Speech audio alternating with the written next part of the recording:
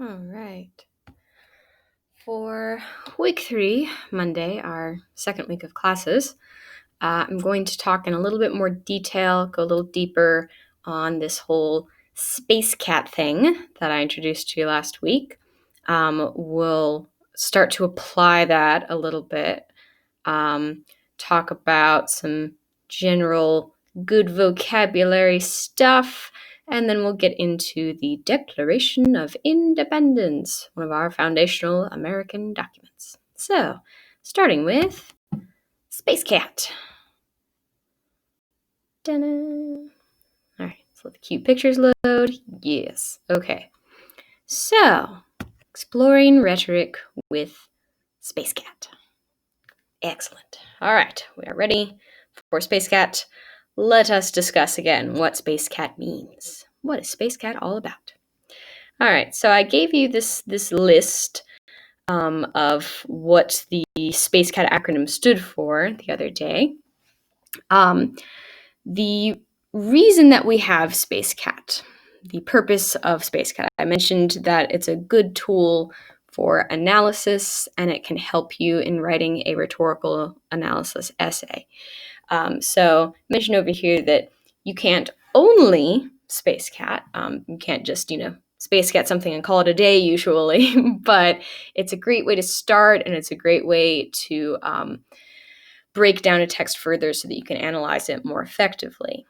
So when should you SPACECAT? So before, during, after you read a text. Sometimes you'll know some of this information before you start reading. Sometimes you'll have to actually read the text to work out, what's the author's purpose or their exigence or anything like that.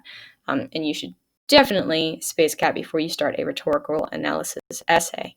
So if it was me on the AP exam, in my 15-minute reading period, I would make that part of my goal to read the rhetorical analysis piece, whatever they give you, and to just real quickly just kind of jot down these things about that particular essay. So onward, speaker. So when you are trying to think about who the speaker is, we're obviously referring to the person who is presenting the text. Most of the time, the author and speaker are the same person. They don't necessarily have to be. The author is typically the person who wrote the speech, and the speaker is the person speaking. So, if the speaker didn't write their own speech, then theoretically those could be different. If we're talking about a piece of fiction, it could be a character who is the speaker. But like I said, AP is mostly nonfiction. So in nonfiction, you'd be more likely to see a persona, but that's pretty rare still. So when we think about the speaker, we ask ourselves, who wrote this? What do we know about them? What don't we know about them? And does this text have some particular meaning or significance because of who wrote this? If we have a speech that is given to a women's college and the speaker is the first woman president of the United States, then obviously, that speaker has some particular significance in that context. Okay. Purpose. Purpose is what the speaker wants the audience to think, feel, or do as a result of the text. So what is the goal? Is the goal to inspire, to motivate, to persuade, to inform? The purpose of these slides, for example, is to inform students about SPACECAT in order to help students analyze rhetoric with ease. So that would be my purpose as a speaker. But obviously, most of the time, unless you're an educator, you would have a different purpose. So we're trying to think about what the speaker is hoping to accomplish, what kind of concrete actions might take place because of this speech or this article. The message does not necessarily equal the purpose. So, the message is what they're saying. The purpose is kind of what they want you to do. So it's a little bit more action-oriented than just the message. Next up, audience. Our audience, obviously, is the group of people people the speaker believes will read or hear the text. So sometimes, if you have a speech, then your audience is obviously the people sitting in the audience. But if you're publishing an article, then, your audience may just be, who do you think will read this article? Who do you think will take in this text? So who is the audience of this text? Is that the intended audience? So maybe they intended the audience to be one group, but another group of people ended up, latching onto it. What does the speaker assume about their audience? So how might they be tailoring their message based on their assumptions about the audience? And how does that impact the language that they use in their speech? So audience matters. It does make a difference. Who you want to hear your words and how you want them to be affected will impact the piece itself. Context. So for those of you who have been through American history, world history, and have a good memory and understanding of those things, context will be a bit easier for you, I would assume, than those of you who have not had really rigorous history classes. And obviously, within the context of this class, I will try to give you context, historical context for what we do. But on the AP exam, I obviously cannot assist you. And your knowledge of what's happening in the world at the time the text is published could prove really, really useful and valuable to your analysis. So if there's a speech being given in the latter part of 2001, you would understand that 9/11 would provide some context for that and might influence your speaker depending on what it is they're speaking about. If there's a speech given in the late 1950s, early 1960s, that speech might be influenced by the civil rights movement. If there's a speech during the 1770s, then, maybe you're thinking, Revolutionary War is going on. So understanding that historical context can understand the way that has influenced your article, your rhetorical piece. So sometimes we also have to think about, this text, how would that be received in a different time, where if it's a very old historical text, maybe some of the things that they are saying in that speech would be appropriate for the time. But if that speech was delivered in a modern context, some of their comments or some of their interpretations about the world or groups of people might be completely different. So understanding the context that that piece is grounded in can be very important. Okay. Exigence. So exigence, as I defined for you last week, is an urgent need or demand. So exigence is the spark that creates the fire. It moves the speaker to write the text. It's what sort of pushes them into taking the action of creating the piece. It can be connected to context, for sure. But what specifically within that context is the moment, the reason, why now? Why at this moment? So, yes, that is exigence. Now we get to the cat part of SPACECAT. Choices. So choices encompasses a world of different things that you can discuss when you're looking at rhetorical situations. So you can look at word choice, the diction in the speech. You can look at the sentence structure, syntax. Maybe the author uses examples. Maybe they use anecdotes, little stories. There's tons and tons of possibilities. So when you are reading a speech or a piece, just start thinking, what are they doing to make this message more impactful? So anything that they are doing, it doesn't have to be something that has a fancy AP English vocabulary word attached to it. I mean, examples, that's a pretty basic thing, but you could write, a very large body paragraph about the way that this author uses examples to do this and how the examples are significant. And that is still rhetorical analysis, even though it doesn't have a fancy word like diction or syntax or rhetorical questions or anything like that attached to it. So why does that writer make these choices? And of course, you want to think about audience when you think about that. How would the choices that they're making be significant to their audience, perhaps? Okay, appeals. We discussed these 3 appeals the other day. Ethos, pathos, logos, your new favorite Greek words. So I mentioned that logos typically is like, it's such a foundational thing. Like, yes, of course, you want to appeal to reason and to logic and, set the foundation of your argument up with some credible facts and figures. That it's not usually a winning strategy to try to analyze logos in a piece, because it's such a broad term that you're probably better off narrowing it down and thinking about the choices that the author makes within logos. So maybe the author is using examples as a logo strategy. Well, you wouldn't want to say, here's the logos in this section, because that's a little bit vague and a little bit broad. That covers a lot of things. You'd want the more, specific analysis to say, well, the author is using examples about blah, blah, blah in order to. So usually, most AP teachers, I think, discourage using that specific term. And even for ethos and pathos, you want to approach using the term with caution, because it does run the risk of, again, maybe being a little bit vague.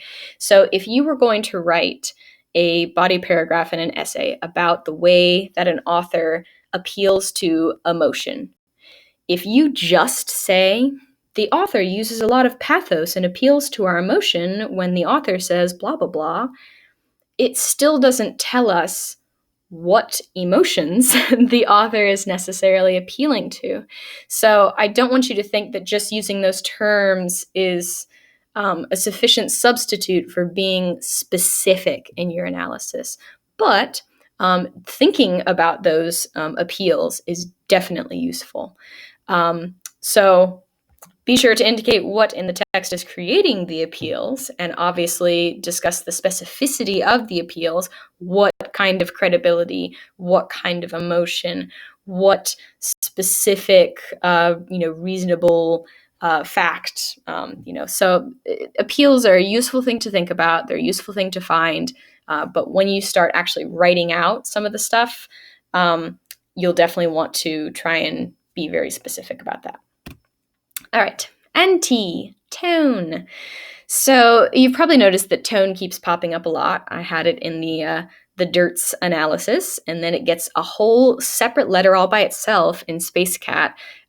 It's a really, really crucial thing to understand. And if you have trouble picking out tone, then that could be definitely problematic for you. It's not something that you can just avoid the entirety of AP.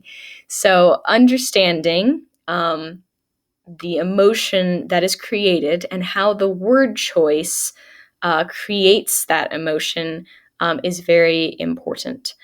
So specificity is always better, and I'm going to give you some tools to help develop specific tone words today. But I think I mentioned this the other day. You don't want to just say like sad or happy. That's a very big, very vague term. So sad is not the same thing as morose or despondent or heartbroken or despairing or, whatever. So point being that with tone words, the more specific you can get, the better. And the more subtleties that you can recognize. If there is a tone shift, if there is a change in the emotion of the speaker, and they are presenting a new, different variation on their emotions, then that's an important thing too. And understanding that shift is a sign of sophistication in an analysis. So, okay. So I have a short little rhetorical piece here from George Clooney, looking fabulous over there. And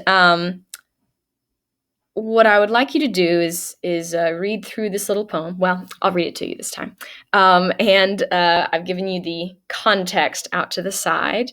And then we'll discuss a SPACECAT analysis of George Clooney's poem that he wrote. So who knew he could star in movies and write poetry? So talented. All right. So George Clooney's poem says, I pray for my country. I pray that we can find more that unites us than divides us.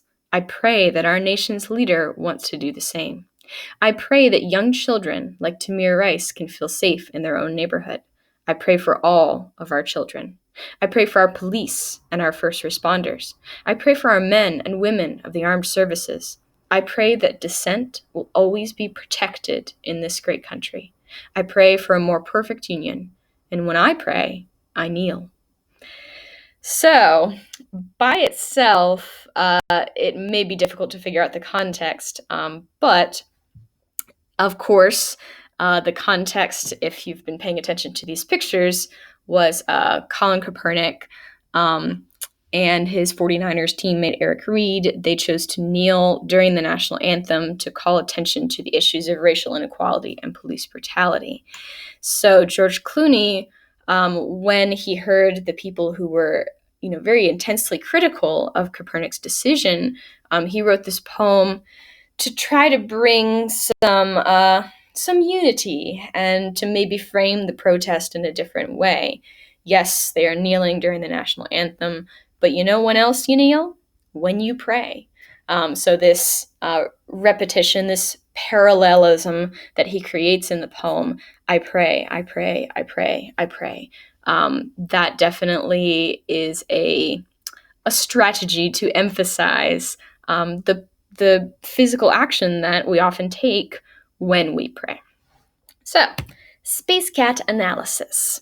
So it's important to understand that George Clooney is an actor and an activist, and that he has been a pretty vocal critic of Trump and has not believed that our president has necessarily responded to these issues in the most cohesive and uniting kind of way. So his purpose was then to lend his support, his voice, to the football players who were kneeling, to speak out on their behalf. So the audience. On the surface, you may think, well, obviously this must be for conservatives who are speaking out against the kneeling protest. But more likely, it's probably for people who agree with him. It's unlikely, I would say, probably that many, conservatives who have strong feelings about kneeling protests would read this poem and be like, oh, well, if George Clooney says it's okay, then, I guess it's okay. So it's probably just something to reinforce the viewpoints of people who most likely already agreed with him. All right, context. Due to police brutality, 49er Kaepernick chose to kneel during the national anthem instead of standing. And that is something that in 2020, during this kind of new civil rights movement that we have, has definitely caught on, and other sports teams and other sports are starting to kind of follow that lead. The exigence. George Clooney wanted to lend support to the football players, lend support to Colin Kaepernick, but the thing that pushed him into it was the scandal and the controversy around Kaepernick's kneeling. So it's likely that he would have supported them regardless, but the criticism that they received for kneeling during the national anthem was, what's the word I'm looking for? Was the spark that led him to write this poem. So he believed that Colin Kaepernick's purpose was a little bit lost in the controversy surrounding the media uproar, that his kneeling protests was interpreted by conservative media as a anti-America protest, that he was kneeling during the national anthem not because of the issues that he said that he was supporting, but because he hated America and because he wanted to disrespect our country and disrespect our flag and disrespect our service members. And so George Clooney was trying to kind of redirect that focus to emphasize, well, these are some of the reasons that Colin Kaepernick was kneeling. Okay, now we get into The Cat. So it is a poem. It's nonfiction. It's about truth, but it is a poem. So that's fun. We already mentioned the repetition of I pray. There is an allusion in there Tamir Rice, obviously, is a reference to a Black child who was killed by police. He also makes references to servicemen, makes an allusion to the Constitution. That phrase, more perfect union, is a direct quote from the Constitution. And this image of kneeling, connecting Colin Copernic's kneeling to the idea of kneeling while praying, is the imagery kind of going on behind that. So lots of things going on there in this very short little poem. Some choices that he makes to try to be more effective to his audience. Appeals. So we definitely have pathos.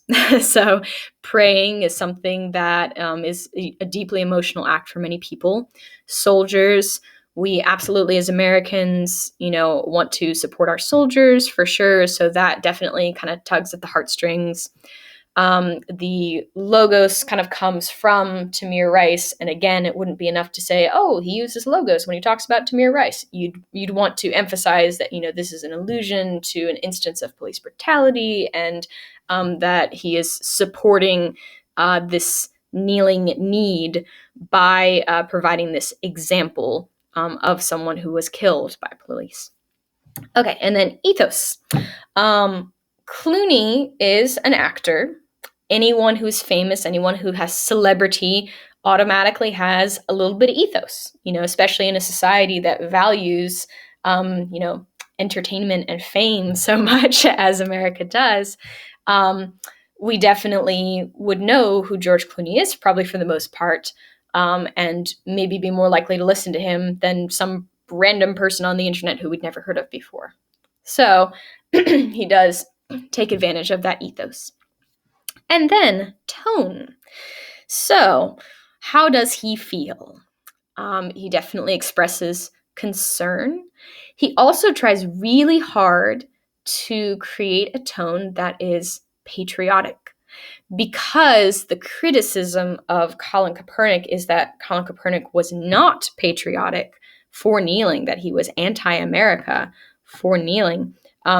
George Clooney definitely felt it important to emphasize that kneeling can be patriotic, that praying for these soldiers and these people who defend our freedoms is patriotic. So kneeling, how could that be a disrespectful act? So definitely tries to use those allusions to America to create that feeling of patriotism. I'm a patriot, I'm an American, I love America, I love the American people, I love the American soldiers, and I still support this protest, is kind of, the direction that he's going with that tone. So that's just a very short little SPACECAT analysis of Mr. Clooney.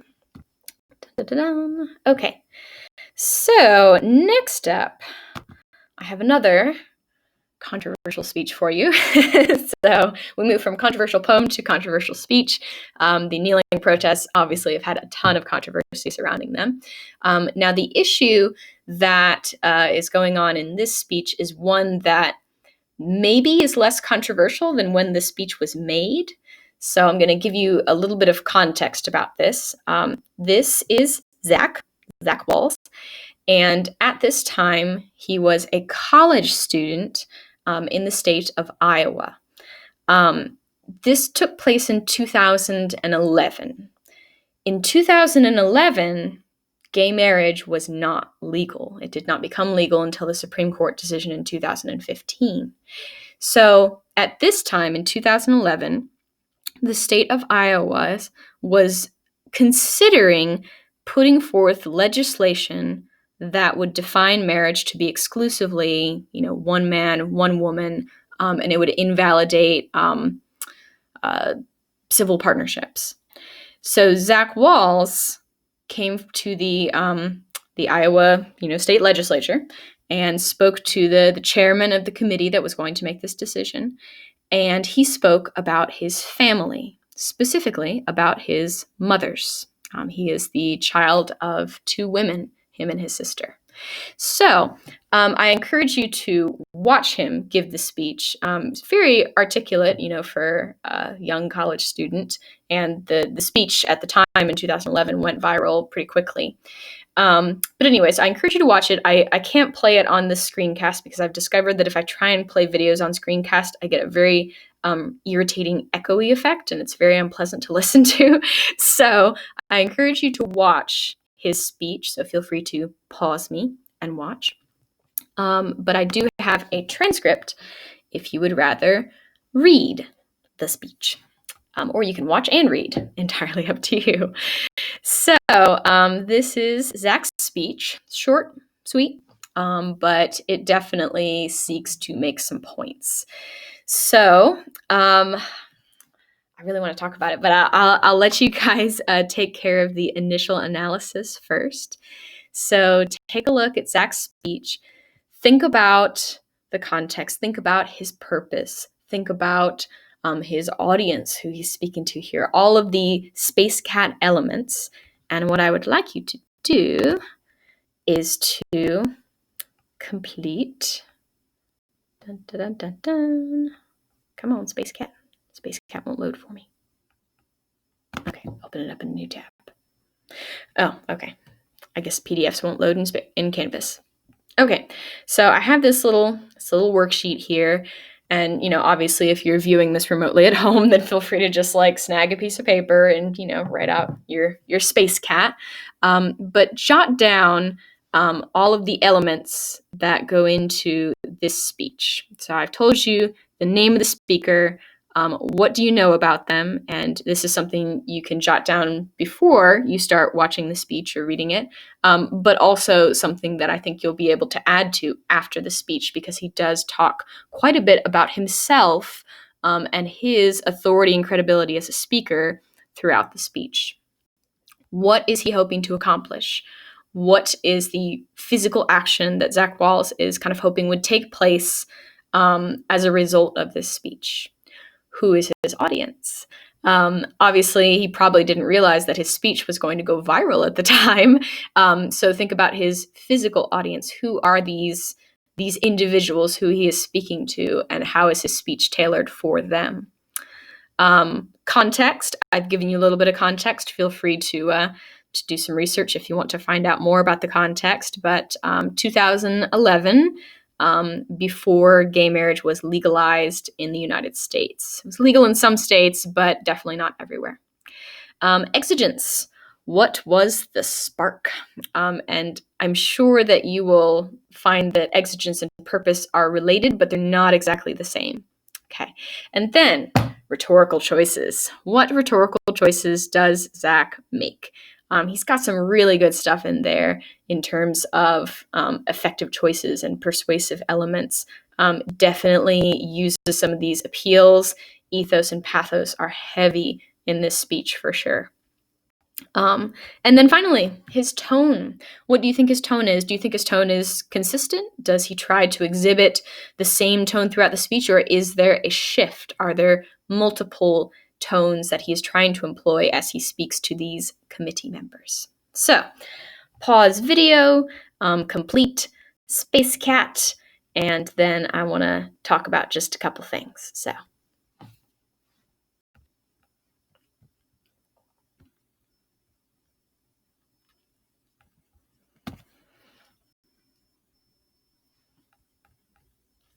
Okay, hopefully you had enough time to do some SPACECAT analysis. And obviously in class, we would have a little bit more discussion and I'd be able to hear some of the wonderful things that you picked out. But, I'll just talk about some things that we typically discuss in class. And if you have questions about other things that you picked out, like, oh, well, I thought there was this in the speech, can you confirm that, that's a rhetorical strategy? Then I'd be happy to talk about that with you. Okay, so some things that I hope that you noticed in this piece. Good evening, Mr. Chairman. So he speaks several times directly to the chairman of this committee, not just to the entire committee, which is definitely, his audience overall, but Mr. Chairman, you are the one in charge. I lay this issue directly at your feet. Let's see, there was another moment. Well, I'll find it in a minute, but there was another moment where he kind of called out the chairman. I'm sure you probably found it.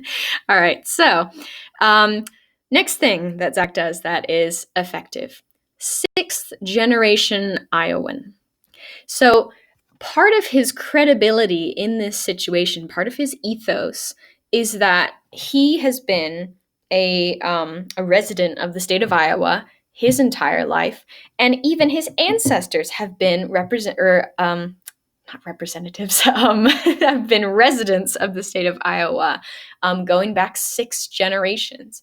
So if you can imagine, if this speech was given by someone who had just moved to Iowa a couple years ago, it would not have nearly the impact as someone who is able to say, me, my ancestors, my family, we have lived in this state for generations. We have a right to weigh in on the legislative decisions of this state because we have lived in this state. So that definitely enhances his ethos.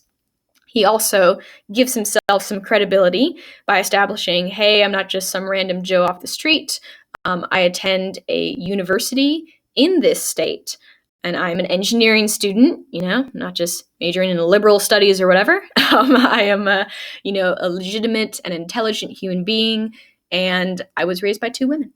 So drops that bomb really early on to make it very clear to his audience from the get-go, you can very clearly see what side of the issue I'm going to be addressing because I was raised by 2 women. So he starts telling his story, and this kind of narrative strategy, I think, is quite effective. So he talks about the rejection that his biological mom received from her parents. My family has faced prejudice, kind of like the prejudice that you guys are seeking to implement. There's that subtle implication there in the narrative that he is telling. And he talks about how his grandparents eventually succumbed to my infantile cuteness. So creating a little bit of pathos, kind of an aw moment, where they saw past their prejudice. They were able to reject the discrimination that they initially felt, and they were able to accept him as part of their family. He talks about the marriage between his biological mother and her partner, Jackie. He talks about how he and his sister are biologically related, that they weren't just, adopted by the same 2 women, that they are full siblings. He talks about family. So he's taking this issue of marriage and he's reframing it as an issue of family, because it's a lot harder to argue against people's family than it is to argue against the right to marry a certain individual, right? So he talks about the similarities between his family and other families, really strongly emphasizing family as an element of pathos, because everyone has a family. We have our hard times. My mother has suffered this terrible disease that definitely, enhances pathos, that, his mother is suffering. You're trying to take this legislative right away from her. We've had our struggles. Don't add to them is the implication there. So then he talks about his experience as a child who was raised by 2 women. So it's really interesting, I think, that Zach is even the one giving this speech. You would think that one of his moms would be giving his speech, but having him as a speaker instead of his mother, it definitely adds that different element to the argument, where it's not just a woman saying, hey, I've married my partner, don't invalidate our marriage. It's a son saying, my mothers are amazing. We are a family. I'm an amazing person because of the way that they raised me. Why would you try to change that? So he talks about his credibility as a human being. I'm a smart person. I'm a person who does charitable acts for others. I'm an Eagle Scout. I am a productive entrepreneur in our state. Here it is. If I was your son, Mr. Chairman, I believe I'd make you very proud. So addressing his audience, calling him out, daring him to say that he would not be proud of Zach if Zach was his son, definitely is a very pointed strategy that he's taking in this case. Okay. So then we get a little bit of a tone shift here. Hopefully you identified that. Here he starts to emphasize how if you do this, if you make this change, if you invalidate, the marriage of my mother's, nothing's really going to change for us. So, I mean, obviously he's here to try and argue against the change. That's his whole purpose, is for them to not invalidate his parents' marriage. But at the same time, he still says, if you do this, our family is still the same. We still love each other. We're still committed to each other. You can't take that away from us. So you will not change us. You will just change the way that the law views us and the law treats us. So definitely a little bit of a shift, almost defiant, trying to kind of say, like, I really don't care what you do, but you should know that you're doing the wrong thing. Another kind of persuasive element here emphasizes that in our Constitution, the Constitution of the state of Iowa, is the least amended constitution in the United States of America. So our state has had pretty consistent goals. We haven't had a whole bunch of legislative changes. Do you really want this legislative change to be on the list? This amendment to be on the list of changes that we have made? Do you really want that to be part of our history? So that definitely is a pointed strategy as well. We have some very nice rhetorical questions here. Will this vote affect my family? Will it affect yours? Would a vote like this that invalidated your marriage to your partner, would it affect your family? So some second person perspective there. Let's see. And then, of course, heading off the anticipated opposition of his opponents by saying, well, I'm sure that a lot of my opponents would say that, having gay parents is so damaging for kids. But you know what? In my 19 years, I have never had a person who looked at me and said, man, you're sort of messed up and you must have been raised by gay people or something. So the reason that he states for that is the sexual orientation of my parents has had zero effect on the content of my character. And I hope that you recognized this phrase here, the content of my character. It is an allusion, and it is an allusion to Martin Luther King. So Martin Luther King talked about how the color of one's skin does not influence the content of your character. So by making this allusion, by making this reference, he is drawing a direct parallel to the struggles of civil rights for people of other races and the struggle for gay rights, and trying to kind of unify those struggles and say they're really not that different. So that was Zach's speech. So hopefully you were able to pick out some of those elements in there and add them to your little informal SPACECAT. Okay, next up. I told you I'd give you some resources for good words. So we will do vocabulary words in class throughout this semester. I think our first list will be next week. But given how much time we have in class, physically in class, it's going to be difficult. And I wanted to give you a slightly more comprehensive list, some words that you probably already know, and then some that you maybe can add to your vocabulary as you're starting to think about good tone words. So if you are one of those people who's tempted to put like sad or happy as a tone word, take a look at this list. Start adding some of these words to your vocabulary and start understanding what they mean. I think one good step would maybe be to take these words, and once you have an understanding of what they mean, maybe group them. Here's a list of negative, angry tone words. These are words that I could use instead of saying angry. This is a list of sad tone words. These are words I could use instead of saying sad. So categorizing them. Right now, they're just in basic alphabetical order. But if you really are serious about kind of elevating your vocabulary, especially as it relates to tone, then do something with this list. Take some action and, make it work for you. So this is my attempt to have a inspiring tone as I try to challenge you to do more with this. The next list that I have for you is a list of effective verbs.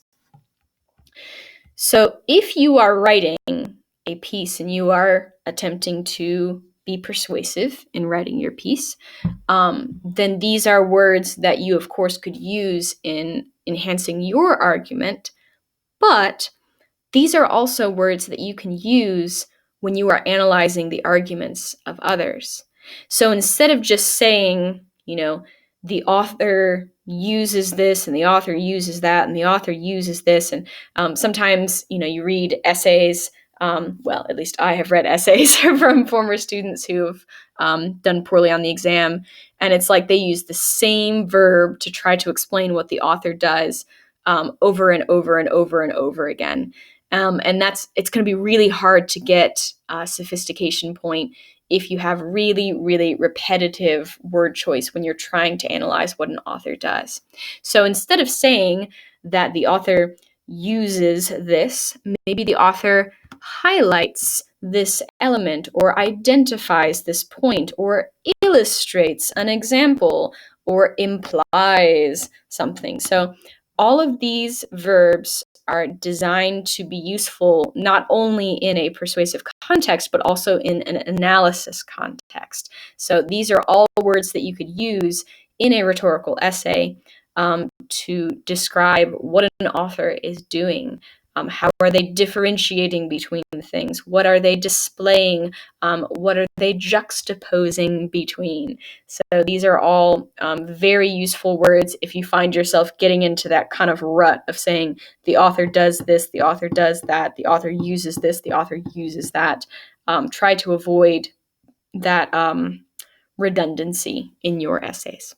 So now, to give you an example of someone who does use very effective verbs, I have the Declaration of Independence for you.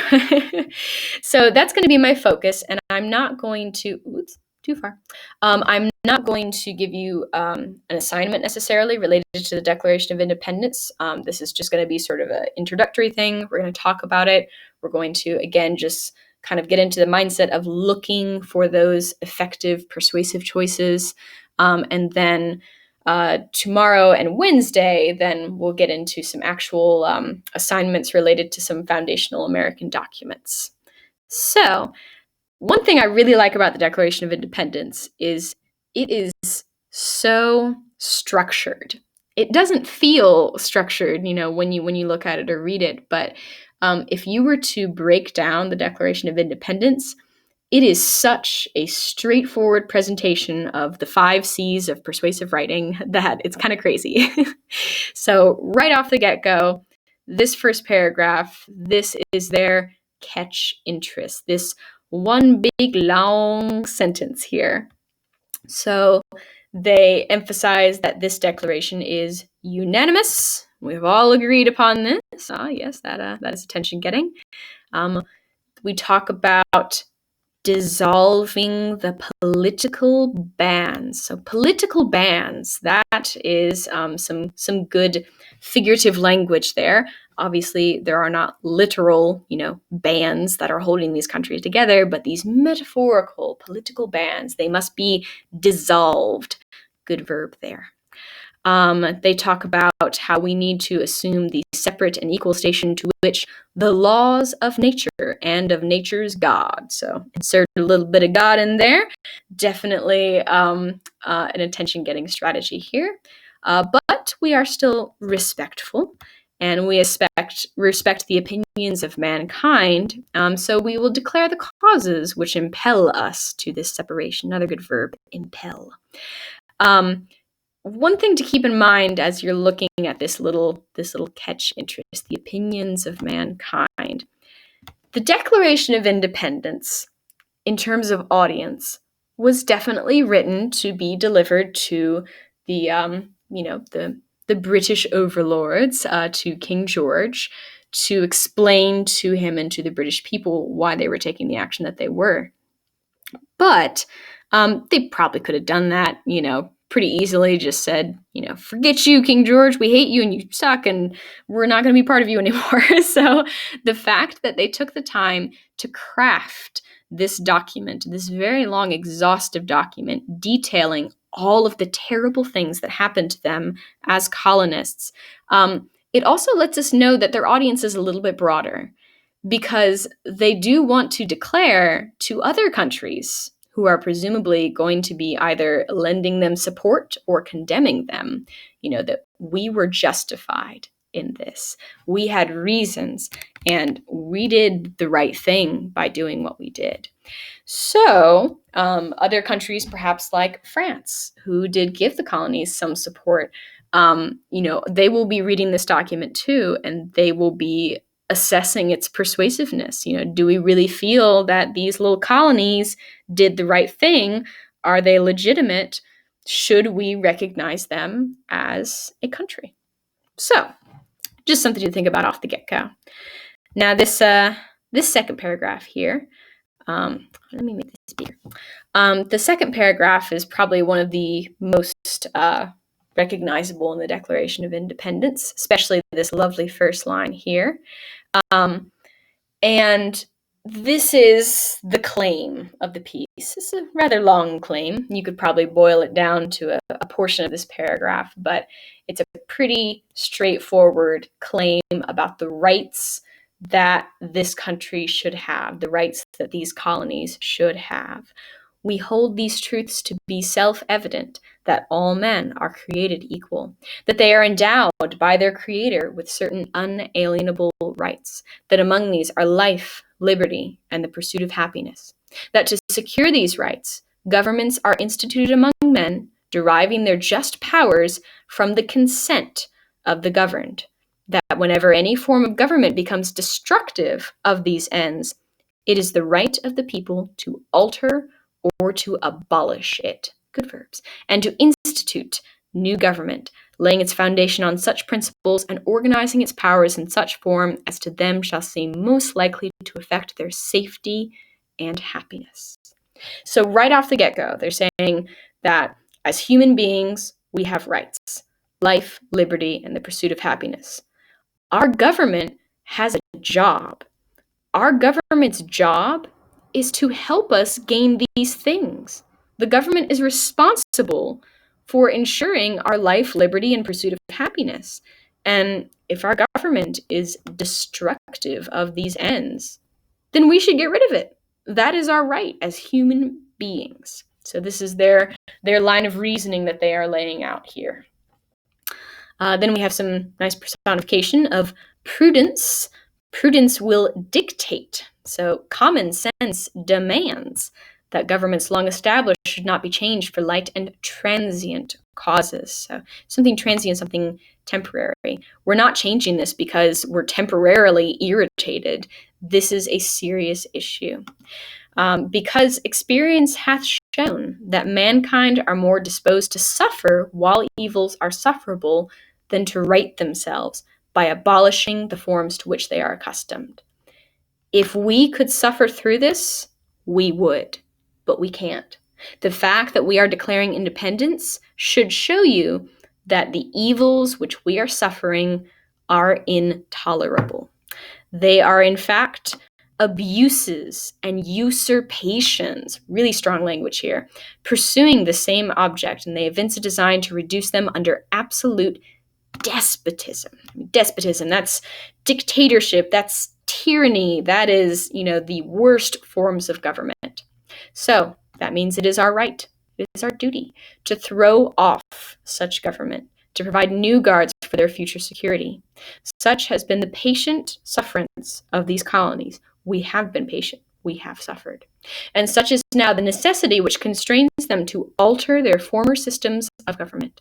The history of the present King of Great Britain, they don't even name him, is a history of repeated injuries and usurpations, all having in direct object the establishment of an absolute tyranny over these states. To prove this, let facts be submitted to a candid world. Now here is where the colonists begin their convince section. So every single line here has a reason why they are declaring independence from Great Britain. And it goes on for quite a bit. So down to here, except for the last couple of paragraphs, this is their convince section. So they are determined to provide such thorough information about the evils that the colonists have been through that no one could say, well, I don't know, I think you could have worked things out. Now, another thing to notice here is the parallelism. So parallelism is one of the terms that I gave you on your terms for the exam. When you are creating a similar sentence structure, it's kind of a baby form of repetition, but a similar sentence structure in order to emphasize something. So you'll notice that most of these sentences begin with he has. He has refused. He has forbidden. He has dissolved.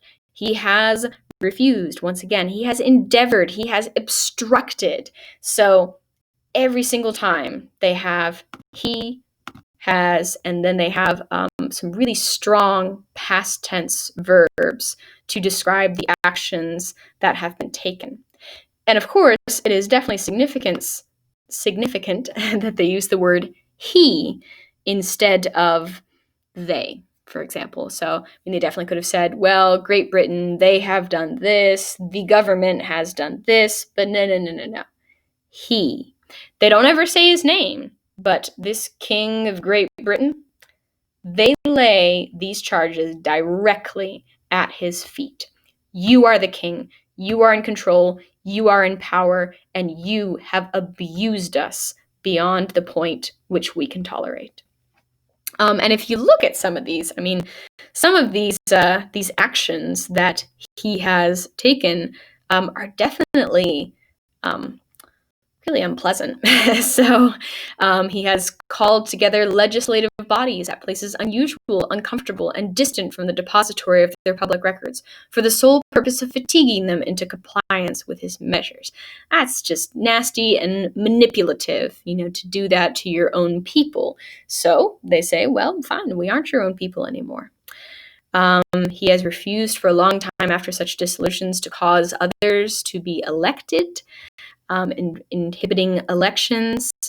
He has, made judges dependent on his will alone for the tenure of their offices and the amount and payment of their salaries, so messing with the legislative system. He has kept among us in times of peace standing armies without the consent of our legislature, so that's something that we addressed when we made our Constitution, our Bill of Rights. Quartering bodies of armed troops, protecting these troops by a mock trial from the punishment for any murders which they should commit on the inhabitants of these states. So not only are these troops abusing us, but they are doing it with impunity. They are doing it without any consequences. If a British soldier kills an American citizen, then there's just no consequences. Nothing happens to them. Depriving us of trial by jury. That is now a foundational American right. Everyone gets trial by jury. Not so much back then. And then let's see. Oh, this one is one of my favorites. That makes him sound like pirates. He has plundered our seas, ravaged our coast, burnt our towns, and destroyed the lives of our people. That definitely doesn't sound like a government who is taking care of their citizens. So once you read through, all of these, and I'm sure, once other countries read through all of these, they were like, wow, that's pretty bad stuff to do to your own people for sure. Now we get to the counter arguments. So these two paragraphs are where they address potential arguments from the opposing side. So first, there could be the argument, well, you just haven't done enough to address these issues. You haven't let people know about what you were suffering. And they say, oh, but we have. We have petitioned for redress in the most humble terms. Our repeated petitions have been answered only by repeated injury.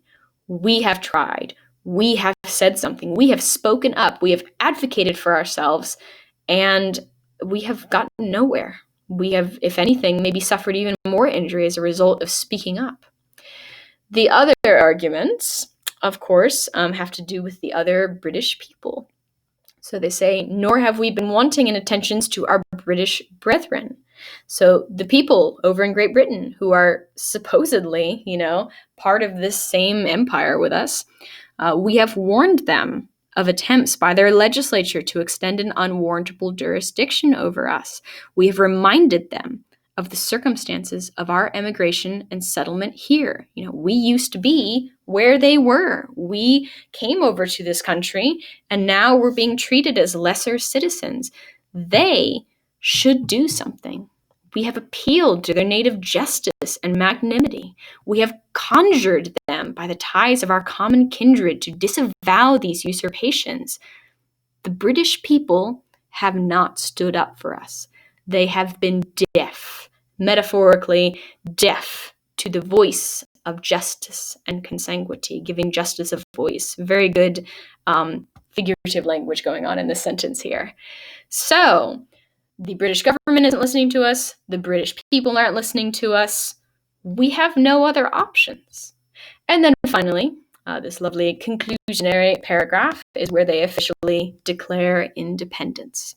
We, therefore, the representatives of the United States of America in General Congress, assembled, appealing to the Supreme Judge of the world for the rectitude of our intentions, do, in the name and by authority of the good people of these colonies, solemnly publish and declare that these united colonies are, and of right ought to be, free and independent states, that they are absolved from all allegiance to the British Crown, and that all political connection between them and the state of Great Britain is and ought to be totally dissolved, and that as free and independent states, they have full power to levy war, conclude peace, contract alliances, establish commerce, and to do all other acts and things which independent states may have right to. And for the support of this declaration, with a firm reliance on the protection of divine providence, we mutually pledge to each other our lives, our fortunes, and our sacred honor. So, some very fancy, sophisticated language going on in the Declaration of Independence, very structurally sound, lots and lots of rhetorical choices within the Declaration of Independence to make it more persuasive, appealing to the Supreme Judge of the world. Obviously, there is no Supreme Judge of the world, but they did know that other countries were going to judge them by this action, and they wanted to make it as justified and as legitimate as possible. So, obviously, Declaration of Independence ended up being a success. It didn't seem like it at first. It seemed like maybe we were in a whole lot of trouble, but it did do some good things and allowed us to form some allies that have led us to, become the independent world power that we now are. All right, so that's just sort of a informal analysis. Lots of informal analysis going on today, practicing the skills. The last thing that I have for you is just a little bit of entertainment. So this is a 2-minute video, won't take up much of your time, from the National Archives, where the Declaration of Independence is kept. And they discuss the Declaration of Independence, the conditions under which it's kept, and they also mention a mystery on the Declaration of Independence. So it's not quite as exciting as like a treasure map on the back of it or anything, but apparently there is an actual mystery on the Declaration of Independence. So I leave this with you for a 2-minute entertainment to close out the discussion for today. And I think that's about all I got, and hope this has helped refine some skills.